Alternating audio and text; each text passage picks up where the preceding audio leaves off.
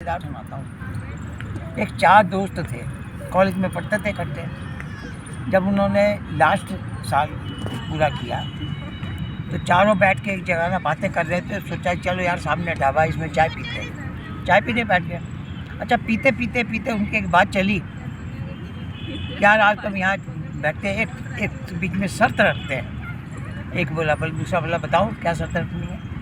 बोला आज 1 जनवरी है, आज से 40 साल के बाद इसी जगह, इसी होटल में, इसी ढाबे में हम इकट्ठे बैठ के चाय पिएंगे और खाना खाएंगे। और उसमें शर्त यह है कि जो सबसे बाद में आएगा पेमेंट वो करेगा। शर्त यह है। बोला ठीक है। अब साल, 2 साल, 10 साल, 5 साल, 20 साल, 30 साल गुजर गए। जब 40 साल पूरे हुए, सबको याद था। तो एक पहले पहुंचा, जाके देखा कि वो ढाबा नहीं, तो वहाँ एक 5 स्टार होटल बना हुआ था। अब 40 साल में तो कई कुछ बदल जाता है ना, बड़ी बड़ी बिल्डिंगें हैं, ये है वो सब हो गया था, उल्टा पलट। 5 स्टार होटल था। तो जैसे ये गया, सामने मैनेजर खड़ा था, मालिक उसका होटल का। उसने बोला साहब आपका ये नाम है, आप आ जाओ, ये आपका टेबल बुक है। बोला हमारे से पहले कौन आ गया। बोला आपका एक दोस्त है, उसने कहा मैं लेट आऊँगा, उसने टेबल आपका बुक कर दिया। तो जाके बैठा, फिर दूसरा आया, फिर वो तीसरा आ गया।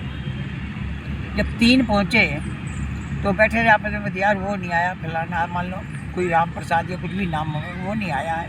सब उसकी इंतज़ार करने लगे।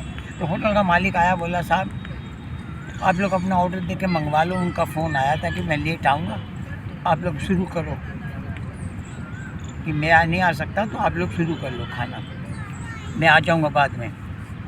तो उन्होंने ऑर्डर अपना दिया, अपना खाना खुना खाते रहे, बात करते रहे, मगर उसको मिस करते रहे, यार वो नहीं आया, हम उसको मिल लेते, हमारे होते होते आ जाता करके। वो खाना खाने के बाद में भी वो बैठे। अब समस्या खड़ी हुई उसकी पेमेंट कौन करे, क्योंकि एक अभी बाकी था। तो एक बोलता चल मैं दे देता हूँ, दूसरा बोला मैं दे देता हूँ, तीसरा बोला नहीं यार मैं दे दूँगा, कोई बात नहीं। तीन बोले नहीं, अब मिल के दे देते हैं। मैनेजर आया, बोला जी इसकी पेमेंट हो गई है। बोला पेमेंट कैसी है। बोला उन्होंने ऑनलाइन पेमेंट कर दी है। आपने मुझे नहीं पहचाना। बोला नहीं। बोला मैं उसी ढाबे का मालिक हूँ जहाँ आपने 40 साल पहले चाय पी थी। जो आपने बात की थी मैंने भी सुनी थी, मैं इंतज़ार कर रहा था कि ये बात आप लोग करते हो, तो आप लोग आ गए। तो जिस आदमी ने फ़ोन किया ना, वो बोलता मैं बाद में आ जाऊँगा। अब क्यों नहीं आया मुझे नहीं पता। वो खाना पीना खा के जैसे बाहर निकले, उसमें से एक बहुत बढ़िया गाड़ी आई, आगे पुलिस की गाड़ी, पीछे उसकी गाड़ी।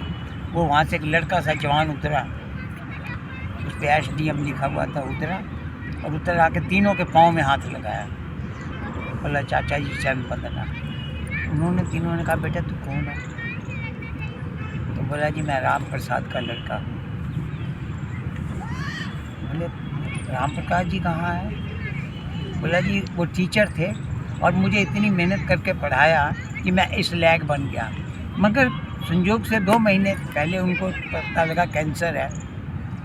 तो उनका जब लास्ट स्टेज आई तो उसने मुझे बुलाया और कहा कि ऐसे ऐसे मेरे 3 दोस्त हैं, हमने ये शर्त रखी हुई है, तो बेटा तुमने उसकी पेमेंट करनी है, सारा उस दिन का इंतजाम तुमने करना है। तो मैंने ऑनलाइन इसको कर दिया था, पेमेंट भी मैंने ऑनलाइन कर दिया। मैं आपसे माफ़ी मांगने आया। तो उन्होंने सोचा कि हम एक आपस में मिलने के लिए 40 साल का गैप दे दिया। उसी तरीके से हम घर गृहस्थी रिश्तेदार भी करते हैं। अरे मिल लेंगे, कभी उधर जाएंगे तो। कभी यार दोस्त है, रिश्तेदार से गैप कभी मत दो, बीच बीच में मिलते रहो, उसका हाल चाल लेते रहो। आपका प्रेम बढ़ेगा, आपका प्यार बढ़ेगा, आपके संस्कार बढ़ेंगे। और इतना लंबा लंबा गैप दोगे, हाँ उधर जाएंगे तो मिल लेंगे ना यार, कब क्या हो जाए किसी को पता है।